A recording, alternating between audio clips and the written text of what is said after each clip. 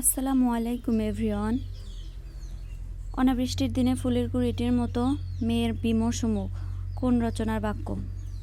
অপরিচিতা। সেই ফুল আমাদেরই প্রাণ কোন কবিতার অন্তর্ভুক্ত? ফেব্রুয়ারি 1969। যে কবিতা শুনতে জানে না সে আজন্ম কৃতদাস থেকে যাবে কোন কবিতার চরণ? আমি কিংবদন্তির কথা বলছি। আজ আমার ভরসা আমার সেনাবাহিনীর শক্তি নয়, মীর জাফর রায় দুর্লভের স্বদেশ প্রেমের ওপর। উক্তিটি কোন নাটকে উল্লেখ আছে?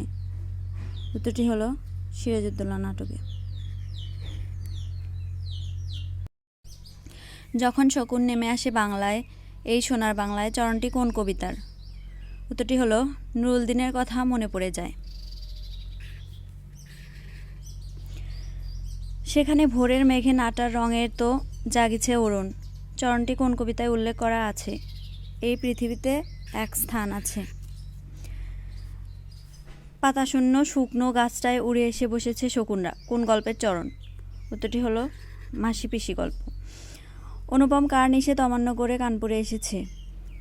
মামার নিষেধ অমান্য করে। রাজবন্দির জবানবন্দি প্রবন্ধটি কার লেখা? কাজী নজরুল ইসলামের লেখা।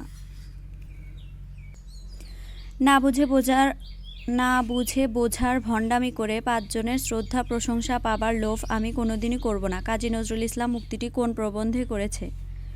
আমার পথ প্রবন্ধে। নজরুলের মতে কোন ধরনের বিনয়ের চেয়ে অহংকারের পৌরষ অনেক ভালো? যে বিনয় মানুষকে ছোট করে, মাথা নিচু করে আনে। মাসি পিসি কেন কাছারি বাড়িতে যেতে রাজি হয়নি? আল্লাদির নিরাপত্তার কথা ভেবে। প্রাগৈতিহাসিক গল্পটির রচয়িতা কে? বিভূতিভূষণ বন্দ্যোপাধ্যায়।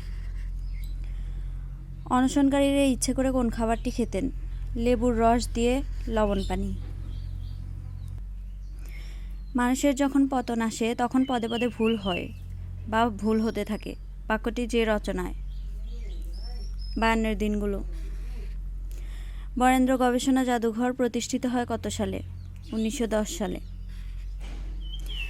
আমার 71 গ্রন্থটির রচয়িতা কে? আনিসুজ্জামান।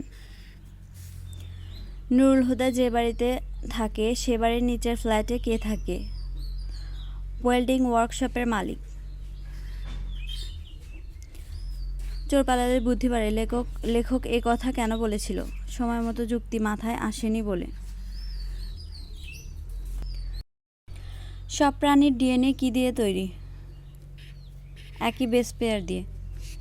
মহাজাগতিক কিউরেটরদের কাজটি কেন সহজ নয়? সব গ্রহ থেকে সর্বশ্রেষ্ঠ প্রাণীগুলো সংগ্রহ করতে হবে বলে। জিমতেন্দ্র শব্দের অর্থ কী? মেঘের ডাক বা আওয়াজ।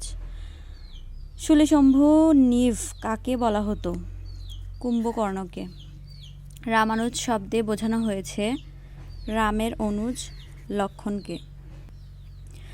বাংলা কবিতায় অমিত্রাক্ষর ছন্দের প্রবর্তক কে? মাইকেল মধুসূদন দত্ত।